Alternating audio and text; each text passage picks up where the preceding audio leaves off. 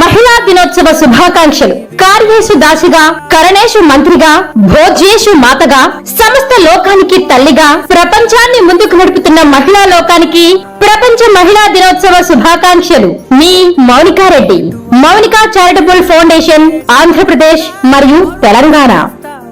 Welcome to MMC news. నమస్కారం అండి.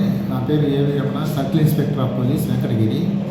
మనకి అంతర్జాతీయ మహిళా దినోత్సవం మార్చి 8న అంతర్జాతీయ మహిళా దినోత్సవం ఉంది. దాని సందర్భంగా వెంకటగిరి కాన్స్టిట్యున్సీలో మనము మహిళలకి కొంతమంది అన్ని డిపార్ట్మెంట్స్ కానీ, అలాగే రాజకీయాల్లో కానీ, తర్వాత సేవా కార్యక్రమాల్లో కానీ విశిష్టమైనటువంటి కార్యక్రమాలు చేసినటువంటి వారందరినీ మార్చి 8వ తారీఖున సన్మానించుకునేటువంటి కార్యక్రమాన్ని మనము మదర్ అకాడమీ వద్ద ఉన్నటువంటి ఎస్ఆర్ గార్డెన్స్లో 8వ తారీఖున ఉదయం 9 గంటలకి ఈ యొక్క కార్యక్రమాన్ని నిర్వహించడం జరుగుతుంది. అది పోలీస్ శాఖ తరఫున ఏర్పాటు చేయడం జరుగుతుంది.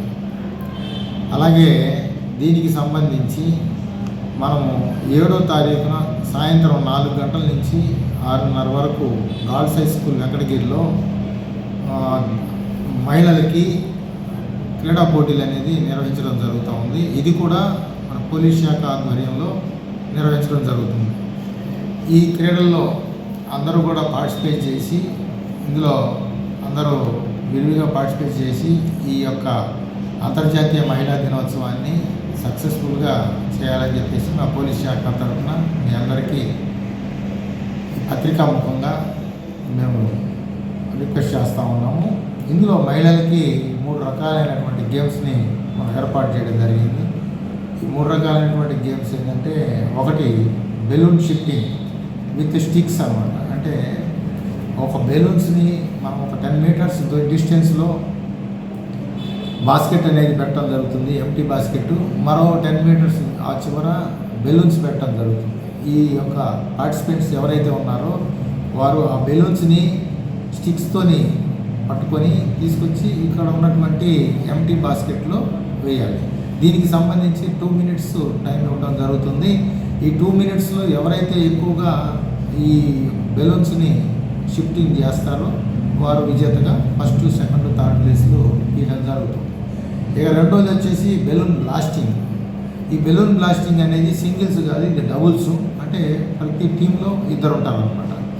దీనికి కూడా 2 మినిట్స్ టైం ఇస్తాము. ఆ 2 కూడా రివర్స్లో నిలబడి ఉండటం వల్ల బెలూన్ని వాళ్ళ మధ్యలో పెట్టేసి ప్రెస్ చేస్తే అది బెలూన్ అనేది పగిలిపోవాలి, బ్లాస్ట్ చేయాలి.